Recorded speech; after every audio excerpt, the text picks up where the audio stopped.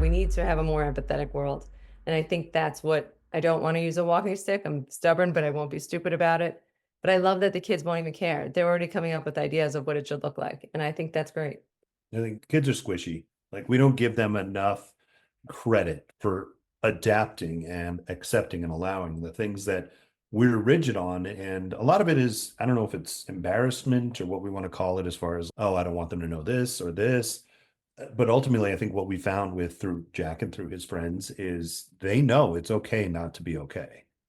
Yeah. Great gift at such a young age to know it's okay not to be okay.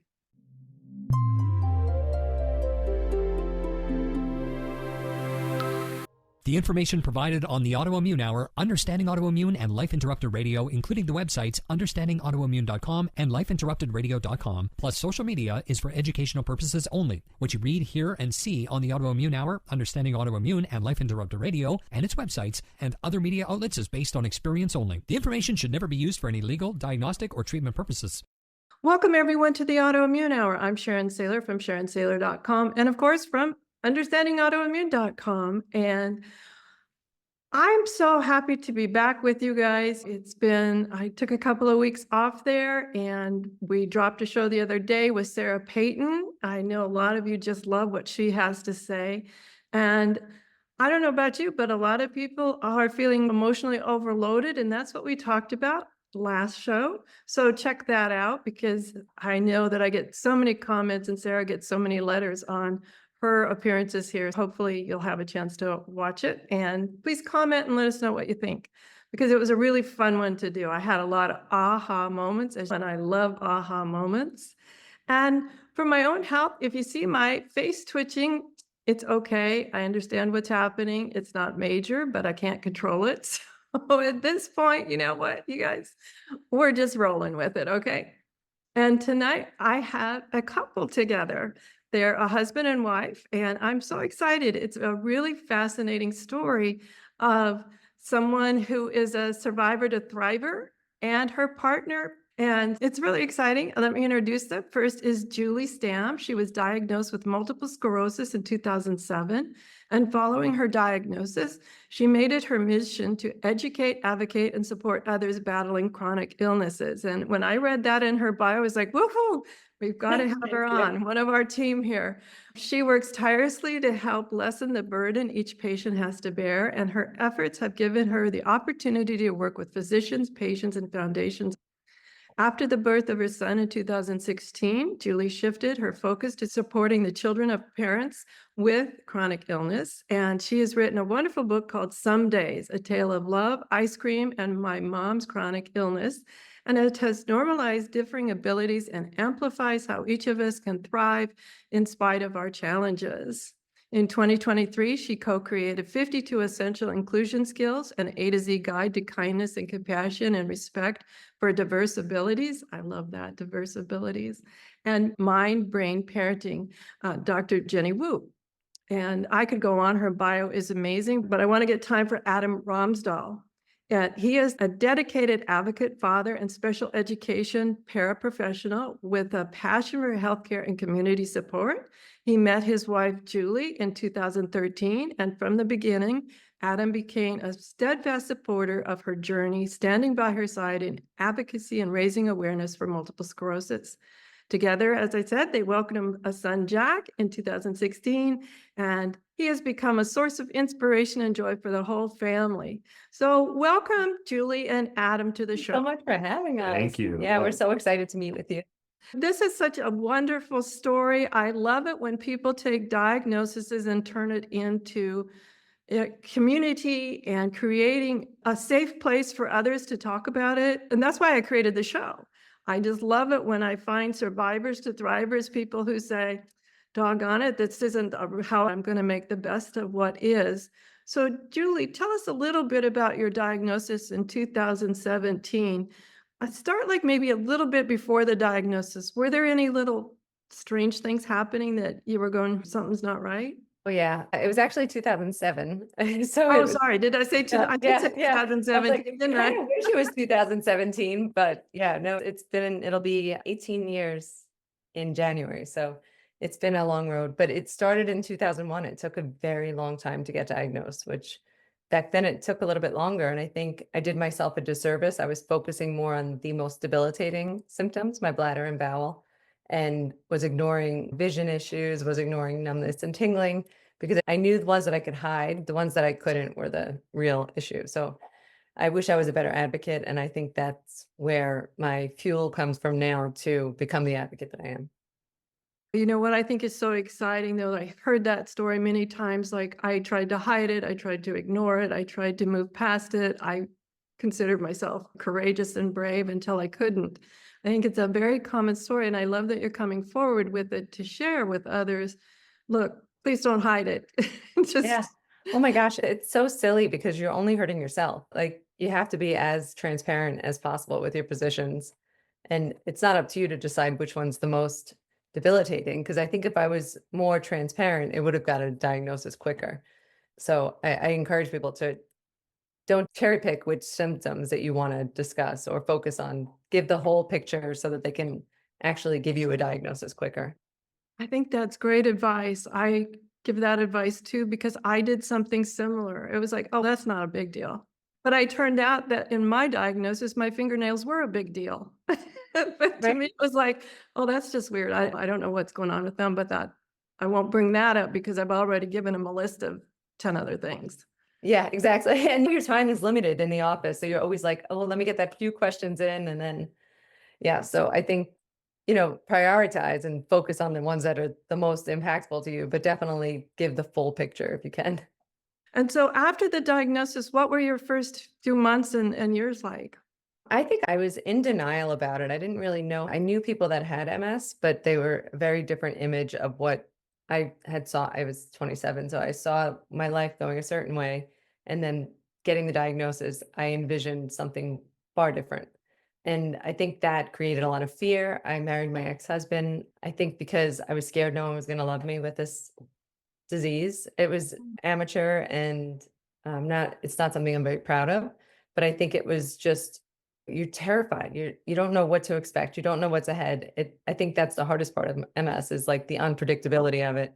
And I think I was trying to make anything that was predictable at the time.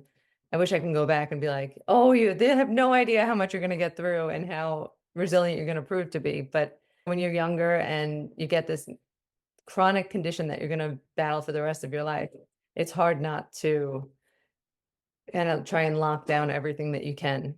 And I didn't think that I could have children. So all of those things it just weighed on. I was like, I want to have a child right away because I want to do it before I become like even more severely disabled. And I wasn't conceiving at that point. But luckily it turns out I can have a child.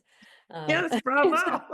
yeah, it was the greatest gift. I think not to minimize your story at all, but I hear stories like that a lot. It's a very common thing the doctors give you all the stats and they're scary and they go, be realistic. And you're like, just because I want to be more on the brave side of on the happier side is the stats. What's that about being realistic in things? It's always interesting to me about the kind of the feedback from the outside that can stifle us and stifle our healing sometimes until we find our own inner resilience to say, go for it.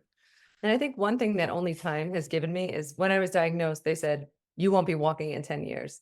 And it's 18 years, I'm still walking. So I think advice that I would give to someone newly diagnosed is they can't predict it. They don't know how the disease is going to impact you. So you can't let one doctor say this is what it's going to be because they don't know that picture yet. So I think stay hopeful and do, everything to the best of your ability. Absolutely.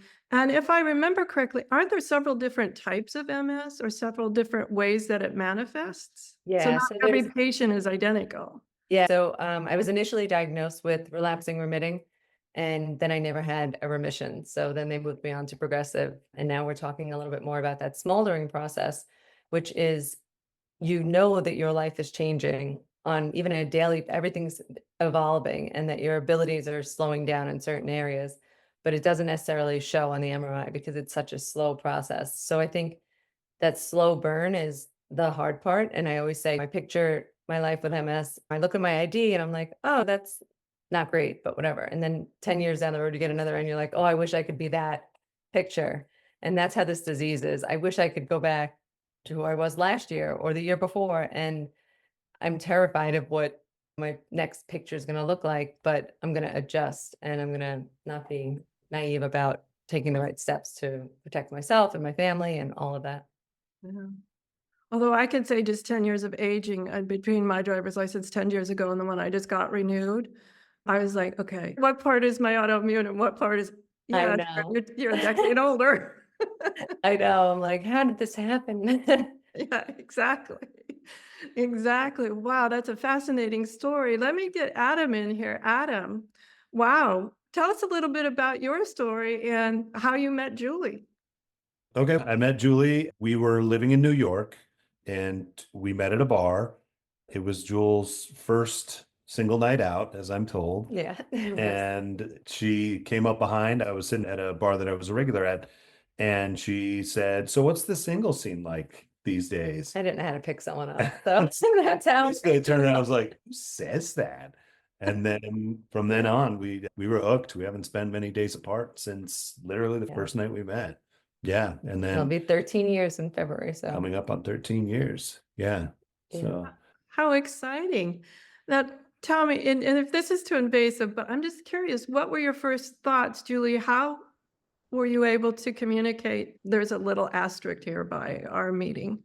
yeah, I think I think the way you deliver the news really matters, whether it be to children or potential partners or anyone. So I was just like, oh, so just a little thing you should know. I have MS. It's not a big deal. Don't worry about that. Just get to know me type thing. And I wasn't like, I have MS. It's chronic illness. I didn't get into all that nitty gritty. I didn't know what was going to happen yet, but I Right. did want to be transparent from the beginning. And I did tell him, I was like, please don't go Google this because you don't need to know any of this stuff right now. So I did want to tell him, but I also didn't want him to go down that rabbit hole of it's terrifying when you go on the internet and you type anything and it's always like worst case scenario. And I didn't want him to feel like I didn't want to be crossed off the list just based on a quick Google search. when she told me she had MS, I didn't really know what MS was. And then she said, don't look it up. And if there's something I'm good at, it's not doing things. Yeah. And so that was easy. I was like, okay. That was. And then as the relationship progressed, we definitely more and more opened up to what that means or what that could mean. And also, again, the potential fears of it and the potential things that could come up. And honestly, even the scariest stuff never bothered me. I can't explain why. I fell in love, and it never really came up that it was going to be an issue. I think that was even still to this day, he's never made the disease feel like a burden to him. Do you know what I mean? Like he's never made it harder for me in the respect, like I don't feel guilt for it. If anything, he's empowered me with it. I still haven't looked up what it means. No. Sometimes it's better not to know the stats. I remember, as I said earlier, the doctor gave me the stats and they were terrifying stats on my condition as well. And if I'd listened to them, I wouldn't be here today. It's just not in this condition being able to do the show for a decade. That's such an inspiring story to hear. Now, either one of you can answer, but do you have some tips for couples traversing this, one person having a chronic condition? I think communicating is the biggest thing. Yeah, I think we both agree that we've been asked before, and I think communication is number one, and what that looks like is going to be different for everybody. For us specifically, Jewel doesn't want to feel like a patient, right? Because it makes her feel like a burden. She is very, don't worry about it. It doesn't matter to you. I'll take this on. But I need her to also communicate when it's time for me to step in and to be a part of it. So it's hard for a partner to watch somebody silently, for lack of a better purpose, suffering with something, but also timing to be able to step in, knowing the things that are big deals with Jewel. It's like heat is a huge deal. Finding bathrooms is a huge deal. That's something that as a partner, when that's communicated to me, go, oh, okay, that's on the back of my mind. But looking at it and going, oh, I researched this, therefore I need to worry about this and this. I feel I don't have to worry about it because Jewel is open in communication. So she helps me decide what is necessary to keep an eye out for, if that makes sense. And I think not having to ask is really important. I think all chronic conditions, we just have a relentless amount of worry going on. So it's like, where's the nearest bathroom? How many steps to the car? Is there going to be a seat? Can I go to that event? Just nonstop. Our brains are always so like just knowing he knows to always be on my left-hand side, like when we're walking and to put his arm up when I need it, just knowing and I don't have to ask for it. Or if we go to an event, he maps stuff out. Taking some of that mental burden is huge for me. But I think if I had to ask for it, I wouldn't give that weight. I would still take it on. But I love that he just takes it on without me having to ask. And he's just, by the way, there's not another bathroom for 20 minutes. You might want to stop here. And just him taking the initiative, realizing the symptoms that he's witnessed progress. And you're going to forget. Yeah. Any partner's going to forget the things that tick off the other one, or in these scenarios, the things that matter. So I think in communication, but also forgiveness and forgiving yourself, especially for the one that I'm not going to say patient, the one who suffers, forgive yourself, but also forgive the other. You're going to forget. It's a normal, that's relationship. Figuring out what parts of a relationship matter as far as chronic illness and are going to be different, or the parts that are just relationship issues that everybody is going to have.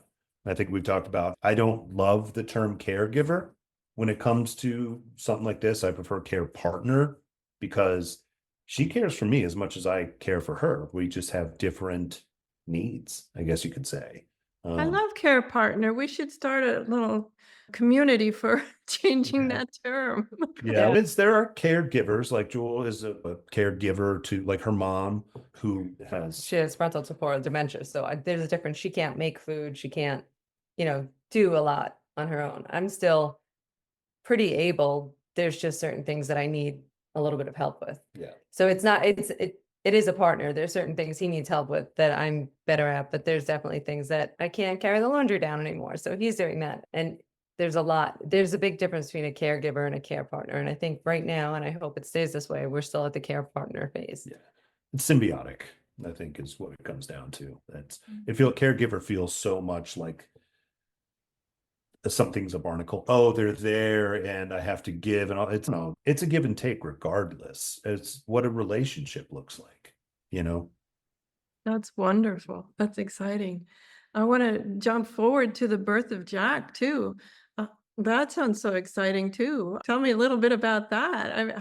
I can't imagine. My children are grown, and my diagnosis was after my children were out of the house. Oh my goodness, I can't imagine being a parent of a young one. I didn't think I could have children. So when I found out I was pregnant, it was the greatest surprise and gift of my entire life. And I write him letters, and those letters I talk to him about. And the moments that I thought were big failures, train day when we scooched around the apartment, or, playing spot the potty, or air conditioner emissions. He saw the moments that I cried myself to sleep because I felt like I failed him as a mom as great adventures. So that really transitioned how I viewed how I was doing as a mom. And I think most people with a chronic illness, we overdo it. We overcompensate because we're worried that we're not good enough, or we're not. But I honestly think I'm doing a pretty good job. And I think that's reflected in who he is. He's the greatest person. He's kind, he's considerate, he's compassionate. And I think that's going to prepare him for an amazing future. I don't know what he's going to turn out to be, but I do know it's going to be something great.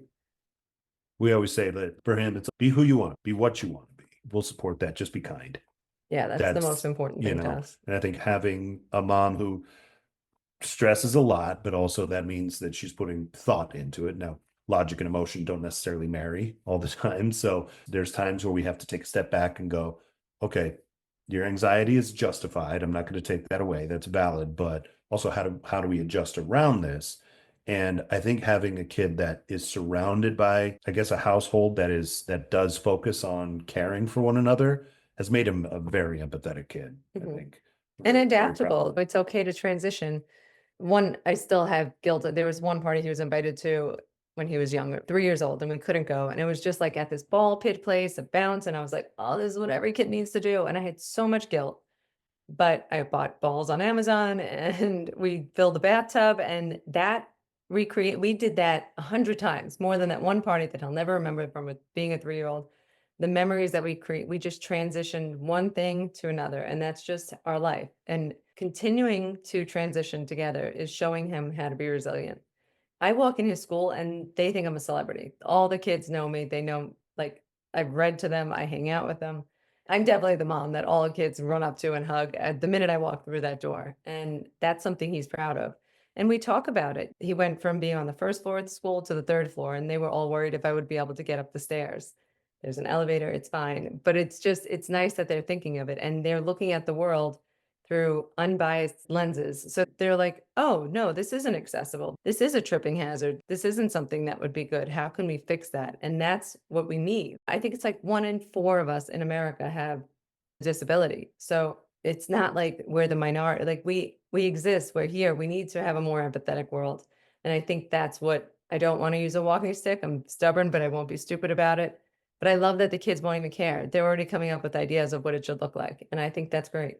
I think kids are squishy. Like we don't give them enough credit for adapting and accepting and allowing the things that we're rigid on. And a lot of it is, I don't know if it's embarrassment or what we want to call it as far as, oh, I don't want them to know this or this. But ultimately, I think what we found with through Jack and through his friends is they know it's okay not to be okay. It's What a great gift at such a young age to know it's okay not to be okay. yeah. Yeah. I wish I knew it when I was that age. That's exactly you what knew I it now. thought I ran know. through my head really quick was like, wow, I wish I didn't know that till well into my adulthood. Now tell us about the children's book. Was Jack involved in it? Yeah, it's based on the letters that my cry myself to sleep moments. And then I would ask him, and it's really written through his eye. And it shows that you can adjust and our days might not look like everyone else's, but they are going to be filled with so much love. And that is never in short supply in our house. And I think that's a lesson that we are the house that all the kids come to because they know it's a safe space. They can talk about things. There's nothing that's off limits. I'm very open. And I think talking to one another is so important. And even explaining to parents that not every parent knows what MS looks like or disability or what that actually means. And I think the tone in which we deliver that information is very important. So the materials that were out there was focused on demyelination and MRIs and things that kids don't need to know about. We need to take away the scary part of it and make it an uplifting story of something that they can be proud of. They're so happy to know me. And they think it's cool. After a reading, they're always like, well, I want MS. I'm like, well, you don't, but it's very rewarding. And I absolutely love that children are proud to know someone with MS. So when writing the book, we looked at the other materials that were out there, and that was Jules' inspiration was we never wanted him not to know. It was, we were going to tell him from the get-go, but how do you tell a child of that age range? And everything that we saw was talking about the specifics of, like she said, demyelination and some science around it, and expect your parent to be in a wheelchair. And it was either too technical or well, it was gloom and doom. Yeah. And it was like, okay, this can't happen. And that was Jewel eventually came up with the system of the times that, like she said, she cried herself to sleep, that she thought were the moments that she was going to have to apologize to him for the rest of his life. She talked to him about, and they became, for him, they were great moments because, like I said, they're squishy. He thought of, there was a day that, like she mentioned, the train day was that her legs had given out. And so she still wanted to play with him, to interact. And to do that, so she sat on the floor and put him in her lap and scooched around. And in her mind, that was one of the worst things that could have happened. Yeah. But to him, they were playing the train. It's beautiful. Even now, I think he picks up if I'm like slowing down, he'll be like, maybe we should just have a snack. And I'm like, all right, I love sitting and snacking. I think it's good for anyone to be aware of their surroundings and the people that are around them and the people that they love. I think the book took a lot of burden off of my shoulders. So I always tell like anyone that has a chronic illness, when you read it, if you're at your local library or whatever, when you read it by yourself, before you read it to your kids, because it is an emotional read for an adult, because they know how hard the mom is fighting. But children don't see that fight. They see just empowerment. And it's not just parents with chronic illness. I always tell when teachers are like, oh, she wrote a book, I'd love to read it to the class. I'm like, okay, read it by yourself Yeah. first because you will cry. Yeah. But just me in a good way. In a good way. It's a positive Yeah. book. Good cry. Oh, that's exciting. I know that when kids can feel like they're part of something, it's not as scary for them. And I think that with my grandkids, mine is actually a skin condition and it can look pretty scary to other people. Is she contagious? I think is the first thing that goes through their minds when I'm having a flare. It's so funny where my grandkids run interference. That's great. It's because you have the conversation and then that your grandkids talking to their friends, that's had a ripple effect. They're going to learn. And then I think it's okay to ask questions. I think it's wonderful. I don't care. Ask me anything, especially to anything, but don't speculate or project the image that you have. Ask about the actual reality of what we're struggling with. As a care partner, I think I've learned that over the years. I'm still learning it. You're always learning, but I had to stop making decisions for her. I would help and guide and understand what I thought would be struggles that we're going to have. And you do that thing where you make the wrong decision a little bit harder and the right decision a little bit easier. Focus on trying to guide that way. But when I started making decisions for you and just, nope, we're not doing that, as opposed to you guide hey, it's going to be hot. I would rather us go do this early or later because the temperature is going to be better. You have to adapt. But I think making decisions for each other, it never goes over well in any relationship. Absolutely. I can attest to that for sure. And I think not making assumptions about what somebody can and cannot do. And unfortunately, for most autoimmune conditions, I imagine similar with MS, there are days when everything is amazingly pretty smooth, and other days where I'm happy just to wake up. And so I can see how it's hard on other family members to know. I'll use the word boundaries about like how much help do I provide, because I feel like for me, it's always a moving target. Some days I really do want more help or need more help than other days. And so I think it's hard on my family members that it's not predictable. That's definitely one of the hardest concepts for anyone to get, because some days you'll be like, oh, I can definitely go to this event. And also just in terms of progression, I tried to go to a concert at a venue and I didn't think it would be an issue. And I'd been there the year before and I knew I could do it then, but then to go back and not be able to do it, that is like devastating. It's a blow that you can't explain to someone else because you're slowly getting worse. And even down to playing at the park or so many things that each time it's, wait, I used to be able to do this. It is a blow. And that has it's like a mental beat up. I don't know how to describe it. And then I think what we do is if I'm like super moody not super moody, that's not a good way to put it, but if I'm not really who I think that I am, or I'm not acting the way I know, like I'm just frustrated and sad inside, sometimes that comes out as like a shorter fuse, I would say.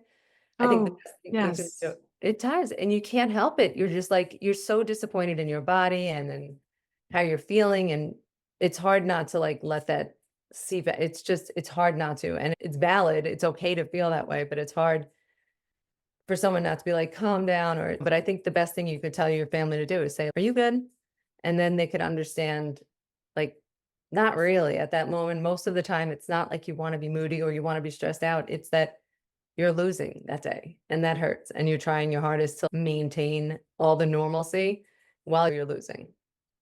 I think, for example, the concert thing, you're going to beat yourself up sometimes because you didn't thread that needle. Whereas last year, you might have gone on a good day. And this year you might have gone on a bad day, but regardless, you're going to count it as a complete loss. Yeah. Like you said, it never worked. That's why care partner is I can never say calm down because it's never worked in the history of ever saying calm down. Yeah. Don't. I'm Well- not sure that works with a partner who's what I'll say Yeah. It physically doesn't- capable. I Yeah. don't think that term works for Nobody ever. But and so a little hack for other people out there is I've started saying, what do you need from me? And that's because it's not putting on, it's just, what can I do without it being, I need to fix, I need to, et cetera, et cetera, et cetera. What you need from me, I will do. It's usually pizza. No, I'm just kidding. For me, it's ice cream. It never hurts. It was different. Yeah, absolutely. I find that for me, it's very hard to explain to others, including my significant other, that I can go full days, weeks, sometimes even longer. And everybody's getting excited that, oh, she's found the magic bullet and she's headed back to how she was, in my case, over a decade ago. And I find that is really hard for my family members to understand that this is just another part of the phase of it. And I'm here to love and enjoy those opportunities where things are much smoother than other days. And it's hard for me, and I'm curious, Julie, for you to manage ourselves with not trying to hide it when all of a sudden we wake up and we're like, oh my goodness, for the last week I've been super, and today not so much. I think that this is going to sound absolutely crazy. I'm grateful that I have the progressive form of the disease because I can't imagine having I can't imagine having that great feeling and then going to feeling like garbage again. I'm just consistently garbage. Well, Like, exchange the word garbage. We're just consistently on the other side. yeah, I'm consistently, there are days that it's a lot worse in terms of spasms and I'm a little bit slower, but every day, there's not a day that goes by that this disease isn't in the forefront of my thought. But I actually feel for people with relapsing remitting because they get that grace, but then they get hit. So it must be like a new diagnosis every single time for them. And I can't imagine the mental anguish of that. I know that sounds absolutely crazy, but at least I know, I don't know, but at least I know, okay, I'm going to have this mental load today and hopefully nothing else. That's where I'm at with it. But I don't know that might not be an appropriate way to look at it. But for me, I'm like, at least I know this is going to be how I know my days are going to be impacted by this disease no matter what. I don't think there's any appropriate or inappropriate when we get a diagnosis that I'm all for people choosing what helps them move from survivor to thriver. Yeah. And as long as we can keep that positive mental mindset about there's plenty in my world to love and enjoy and have moments of awe and those moments of memories, making memories, to me, my goal that even if there are days that are like a little bit harder or other days where I want more moments of joy and awe and I'm feeling up to it, then hopefully they spill over into the days that things Right. aren't so cool. That's Adam and I both, we have a support group with 2 other MSers. And I think that's, people always say like, why do you volunteer to do that kind of stuff? Like it helps me as much as it helps them. Cause I'm seeing them I remember who I was when I was diagnosed and I know how this disease impacts you. So I think showing them that you can thrive in spite of it is very important to me. And I think it reminds me that I am thriving because without giving other people hope, you could become hopeless yourself, I think. Mm.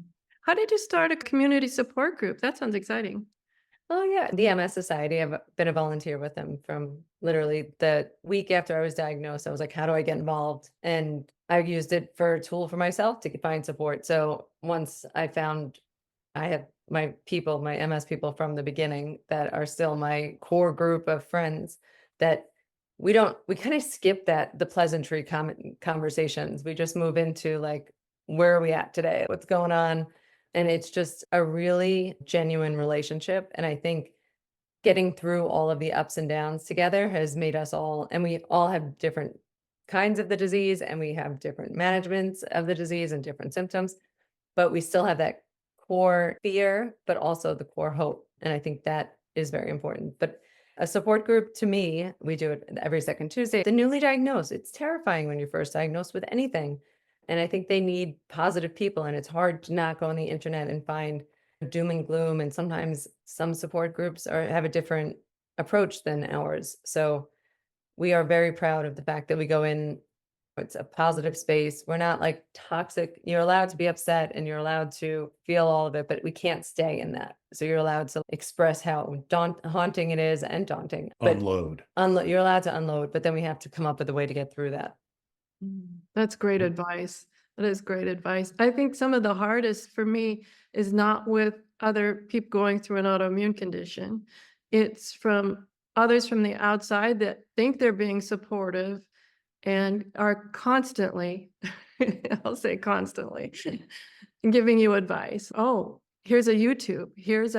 And I'm not knocking any of it. Some of it is good. It's someone who's constantly, I have my aunt and my uncle, and All the they time. just go there, they're continually time. giving you all sorts of, here's a book. And I'm just like, cool your jets. The ones that are, oh, my aunt cured it with Yeah. XYZ.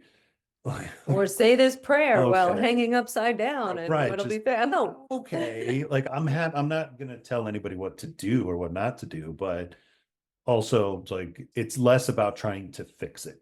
It's more, it's fixing this, not trying to fix the disease, because that's somebody else's job. But this we're in charge of. And I think that's Jewel is a very, once she got diagnosed, okay, what can I control? And that's why she got involved with the societies and the support groups and a lot of nonprofits. She's out there, she's doing stuff. And those are the things she can control. And I think that's where it stemmed from. And then once COVID hit, we made it virtual because everything went virtual. And I think it's been a nice format because people across the country can join in. And People across the world can join in. And I Yeah, do exactly. put a little asterisk out there. Both times Adam said this, he was pointing at his head. So we're talking about the mental part of it. yeah. That's for the people on audio. I like them to keep like in the loop of Oh, sorry, what we're yeah. talking about. So whenever a couple times he said this, and he was pointing it to his head. So that helps clear that out. So we're just down to about the last 5 minutes. What are some things that I haven't touched on that you really feel is important to share? I think the most important thing is to pay attention to the changes because they can be pretty subtle sometimes. So I always give this example. When we bought the house, we walked in, we walked up the stairs. I didn't even think about the stairs being an issue for me. I didn't think about how it would impact. But then I was walking with the laundry down, holding onto the basket with both hands. And then the next year you're holding on to the banister. And then the next year you're scooching down. And then the next year you're throwing the laundry down. So paying attention to those little changes, but they accumulate, and it doesn't matter what your MRI looks like. It matters how you feel. And you have to, when you go to your neurologist or any physician, communicate and tell them what's going on with you because they're not there day to day. So in that 30-minute visit, if you're lucky, in that visit, you have to give to them a picture of that progression. So I think that's the most important is really pay attention to what could you do last year that you can't do now? Is there anything that's more challenging? Like picking up change, those things, the dexterity, holding a glass with both hands, the little changes are so subtle sometimes because even down to I used to cross my legs without using my arms. Now I use my arms to cross my legs. Those little changes are substantial and they need to be brought to your doctor's attention. And I don't know about you, but I've had to write a lot of them down. I think I'll remember. And for my condition, sometimes I'm having like some facial spasms and then I won't for a month or two. I keep a diary of some of the different odd things because if it only happens a few times and by the time I get to see the doctor, I'm talking about the big things. And before I know it, oh, by the way, as I'm walking out the door, here's one thing that I thought was minor that they're like, oh, okay, we should have known that. Right? No, I would, if I were to put my 2 cents in, it's not only are you allowed to, but you should advocate for yourself. Because if you don't, who's gonna? You might get lucky and find somebody like Jewel who will do it, but we get to this, especially healthcare. I don't have to go on that diatribe, but we sometimes feel like we work for the doctors instead of knowing that they work for us, and you are allowed to fire a doctor. And Oh, bravo. Yes, sir. I can tell you, I can list them on all my fingers. Yep. And but some people don't. Some people are the insurance will gatekeep, and they're telling you who you can use, and you're lucky to get that. And it sometimes you get on the phone, sometimes you spend days, weeks on end, as she has regularly, to find the right care, especially moving from state to state. She spent so long finding a good team that restarting was probably the most crestfallen thing that I've seen you do. was how hard it is to find competent people who care. There's the Venn diagram of everything that you need is it takes a while to get. But Absolutely. It takes a while for you to know what you want and what you need as well, besides just finding the right label. Like I'll say, finding a rheumatologist is different than finding the right rheumatologist for you. for Absolutely. you Very to, different. and just because a doctor doesn't work for you doesn't mean it doesn't work for somebody else. And so it's finding your care, advocate for yourself. And don't let people gaslight you. What happened to me a lot was, oh, you're doctor shopping, Sharon. No, I'm trying to find someone that will listen. Yeah, no, yeah, no. And like your needs can evolve too. So like in the beginning, I needed coddling and now I need like aggressive care. So it changes, but also from the care partner point of view, he should chime in and be like, that's not appropriate treatment. You deserve better than that. And I always tell it's not really new anymore, but my new thing is, would I accept this care for my son? And if the answer is no, I'm not accepting it for myself anymore. Bravo. It's hard. Yeah. Cause like I love that. for my son or for Adam, I would do anything. Like I would not accept anything but the highest of standards on every front. And for myself, sometimes I'm like, why did I leave that office without getting any answers? You know? Always easier said than done. Yeah. Yeah, I think is what it True. comes down to. Yeah. true. But expect the best. Don't accept anything but the best is my new hope. Right. And they are out there. And I know my team is different than other people's teams, but my 5 people I've collected, they get me. And I think what's so fabulous is they now know each other. And so Right. they're able to share insights and things like that, which is fantastic. I'm so blessed. And you can find it, guys. And it didn't happen overnight, community. It didn't happen overnight. But now that I have it, I can't imagine moving. I probably would fly back. Right. I do. I do. I fly back to New York. Thank you so much, Julie and Adam. Any final thoughts and tips or tricks or anything you'd like to share with the community? No, I'm just really appreciative of Sanofi for introducing me to you and they really are highlighting what it's like to have multiple sclerosis and they've shared my story. So I'm very grateful for them continuing to highlight. And I think through them, we're giving other people hope. So I appreciate them. And I Now would that just you brought that up, I have one little question. I meant to bring it up and then I got swept away with other things. I loved when I was reading about that idea of smoldering inflammation. In my experience, I have that as well. So I'm not sure that it's specific to MS. But as I was reading that definition, I was like, oh my goodness, that explains so much. Sanofi's been really great about highlighting this because so many of us are experiencing this. And so you're lumped into this little pocket, like relapsing, progressive, primary progressive, secondary progressive. But this is giving people that, whoa, I'm in this bracket, but I'm still getting worse, hope, because then they're researching it. They're highlighting that it is possible to have worsening symptoms without your MRI necessarily showing everything. And highlighting the importance of paying attention. I appreciate that they're sharing my story because I can't tell you the amount of messages that I've gotten from people like, this is me. Like I get so many, you see my messages going crazy. So many messages of they're getting it. They're understanding. It's not just this little one subset. It's actually a whole story. I appreciate them highlighting it. I think it's important for us to all know once we get that diagnosis, that was one of the loneliest few hours of my life, trying to, what did that mean? I didn't even understand the word that they gave me. It was a big, long word. And I went out of the doctor's office because the time was up and asked the receptionist, can you spell that? Can you write that down for me? It could have been supercalifragilistic. It meant nothing to me. And unfortunately, I did run to Dr. Google, which was a problem, but Yeah. we don't have time to follow up with that. But thank you guys for sharing your story. you. It's so inspiring. And I know the Courage Club community just loves to hear from other survivors to thrivers and know that there is life after a diagnosis. Lots of life and a beautiful life. It doesn't have to, it's not just life, it's an amazing life.